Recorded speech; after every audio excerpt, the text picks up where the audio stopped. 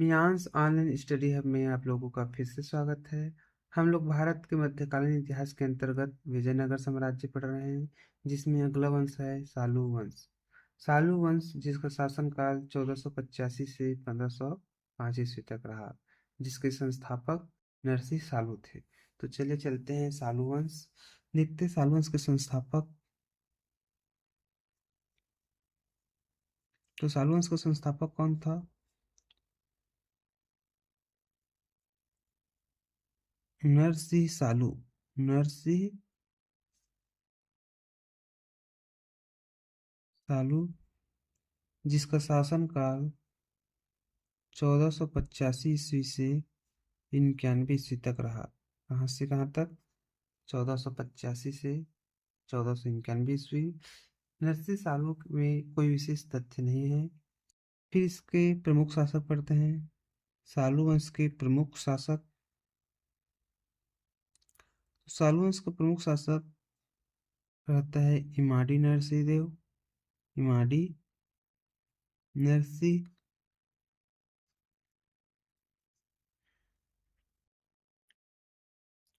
इमाडी नरसिंह की हत्या सेनापति नरसनायक के पुत्र वीर नरसिंह कर देता है। कौन? वीर नरसिंह। वीर नरसिंह। वीर नरसिंह माडी नरसिंह की हत्या कर तुलु वंश की स्थापना करता है। कौन सा वंश? एक नवीन वंश, तुलु वंश। ठीक है। माडी नरसिंह का शासनकाल देख लेते हैं। इसका शासनकाल रहेगा 1491 से 1505 ईस्वी। ठीक है। इमाडी नरसिंह की हत्या इसके सेना नायक नरसा नायक के पुत्र वीर नरसिंह कर देता है और एक नवीन वंश तुलु वंश की स्थापना करता है। अब पढ़ते हैं तुलु वंश के बारे में। तुलु वंश। तुलु वंश का शासनकाल कब से कब तक था? तो तुलु वंश का शासनकाल 1505 से 1570 ईस्वी। कब से कब तक? 1505 से 1570 ईस्वी। तुलु वंश के संस्थापक देखते हैं। संस्थापक तो कौन था? वीर नरसिंह। वीर नरसिंह। और वीर नरसिंह का शासनकाल देखते हैं।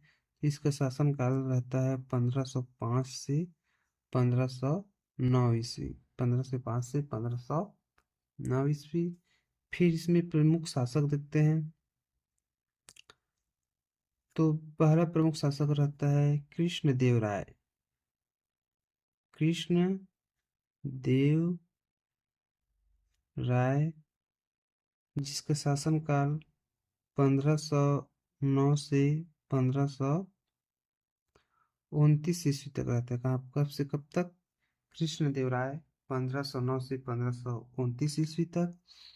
इसे विजयनगर साम्राज्य का सबसे प्रतापी शासक कहा जाता है। विजयनगर साम्राज्य का विजयनगर साम्राज्य का सबसे प्रतापी शासक।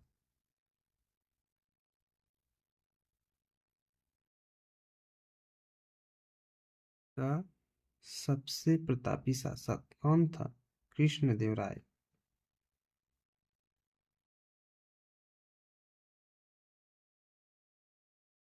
ठीक है। फिर से देखते हैं कृष्ण देव राय विजयनगर साम्राज्य का सबसे प्रतापी शासक। इसे बाबर ने अपने आत्मकथा तुजु के बाबरी में भारत का सबसे शक्तिशाली शासक कहा है। भारत का सबसे शक्तिशाली शासक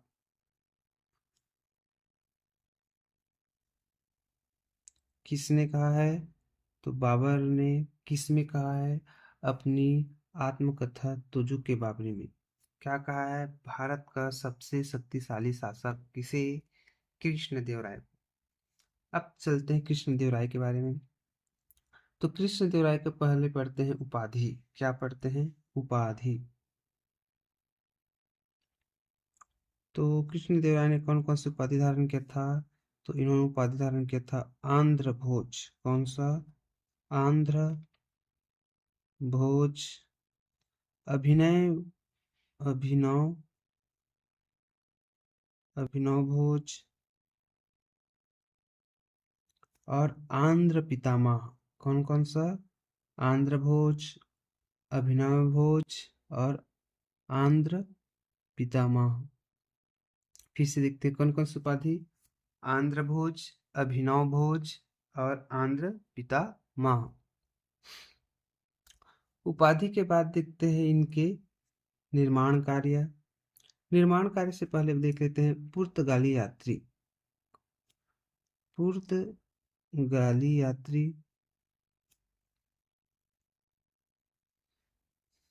तो कृष्ण भगवान ने काले नाग के सिर के ऊपर नृत्य किया था, तो उसकी बदला लेने के लिए इस कृष्ण के इसके पास आएगा डोमी। कौन सा? डोमिगोस। पुर्तगाली यात्री आया था डोमिगोस पायस। कौन आया था? डोमिगोस पायस। और एक बार नहीं, बार बार आया था। तो दूसरा पुर्तगाली कौन था? बारबोसा। बारबोसा। तो कृष्णदेव राय के शासनकाल में पुर्तगाली यात्री आया था डोमिगोस पायस व बारबोसा। अब पढ़ते हैं इनके स्थापत्य या निर्माण कार्य। निर्माण कार्य देखते हैं। तो इसके 3 निर्माण कार्य हैं। पहला, विट्ठल स्वामी का मंदिर। क्या? विट्ठल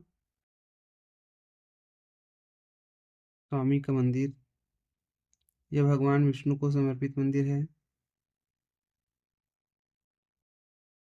विट्ठल स्वामी मंदिर। दूसरा, हजारा देवी मंदिर। हजारा देवी मंदिर। ये सब कहाँ है?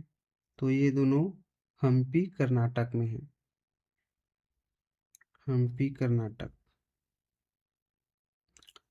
और अपने माता नांगल देवी के नाम पर एक नगर बसाता है, नांगलपुर। कौन सा पुर? नांगलपुर। अपनी माता नांगल देवी के नाम पर नगर निर्माण करता है, नांगलपुर। अब निर्माण कार्य के बाद देखते हैं इसके दरबारी कवि। तो कृष्णदेव राय के दरबार में 8 कवियों के परिषद रहता था। 8 तेलुगु कवियों को परिषद, जिन्हें अष्ट दिग्गज कहा जाता था। क्या? अष्ट दिग्गज।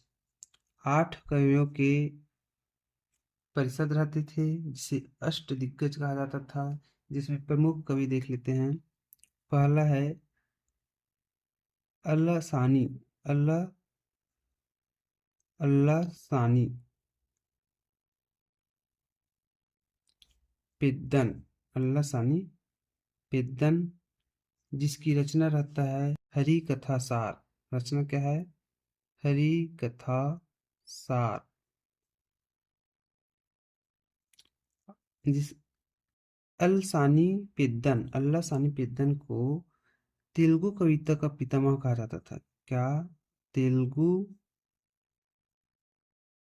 कविता का पितामह। तो तेलुगु कविता के पितामह उपाधि किसे दिया गया था? तो कृष्णदेव राय के अष्टदिग्गज में से था एक अल्लाह सानी पेद्दन। इसे तेलुगु कविता का पितामह कहा जाता था। फिर दूसरा फेमस है तिलानी रामकृष्ण। तिलानी रामकृष्ण,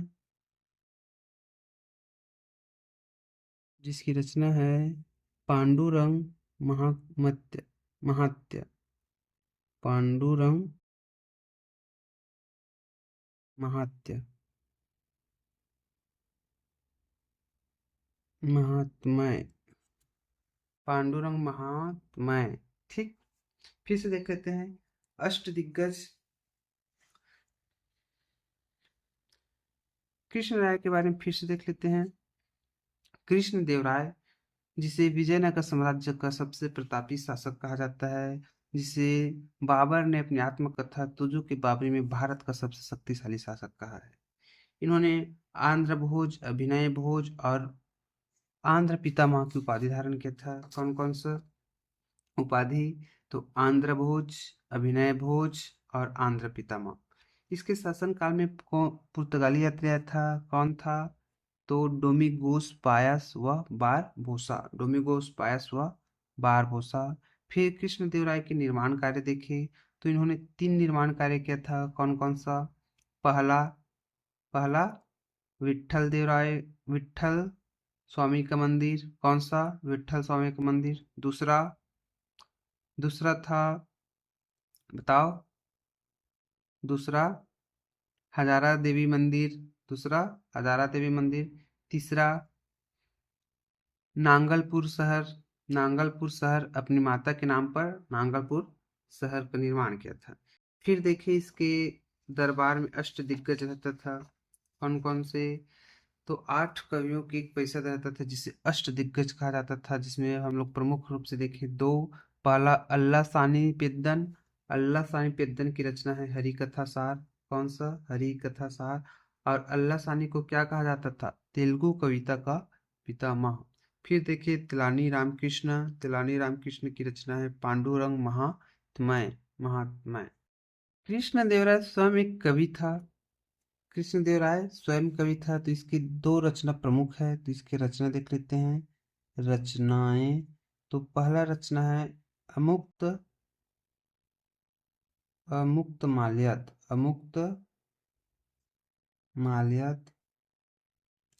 कौन से भाषा में है? तो तेलुगु में। तेलुगु तेलुगु में कौन क्या? अमुक्त माल्यात, कौन सा? अमुक्त माल्यात किस भाषा में? तेलुगु। दूसरा रचना है जाम्बुवती, कौन सा?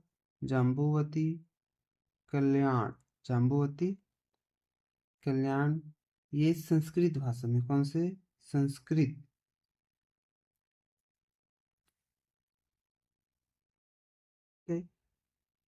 ये था हमारा कृष्ण देव राय के कुछ विशेष तथ्य उसे देख लेते हैं। विशेष तथ्य, पहला, इन्होंने बमनी राज्य को पूरी तरह जीता था। क्या?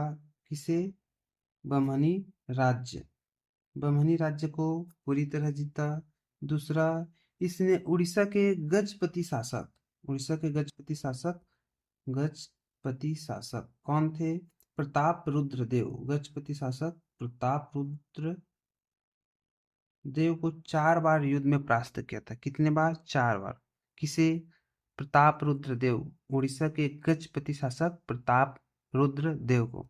इसके काल को तेलुगु इसके काल को तेलुगु साहित्य का क्लासिकी युग कहा जाता है। तेलुगु साहित्य का क्लासिकी युग। किसके शासनकाल को? कृष्णदेवराय के शासनकाल को क्या कहा जाता है? तेलुगु साहित्य का क्लासिकी युग। तेलुगु साहित्य का क्लासिकी युग किसके शासनकाल? कृष्णदेवराय के शासनकाल। अब पढ़ते हैं अगला शासक अच्युत देव राय। अच्युत देव राय जिसका शासनकाल 1529 से 42 ईस्वी रहा। इसके शासनकाल में पुर्तगाली यात्री फर्नांडिस नूनीज आया रहता है। पुर्तगाली यात्री कौन? फर्नांडिस नूनीज, ठीक है। किसके शासनकाल में? अच्युत देव राय के शासनकाल में फर्नांडिस नूनीज। अच्युत देव राय ने एक नवीन अधिकारी महामंडलेश्वर की नियुक्ति किया था। महामंडलेश्वर नामक एक नवीन अधिकारी की नियुक्ति किया था। फिर अगला शासक पढ़ते हैं सदाशिव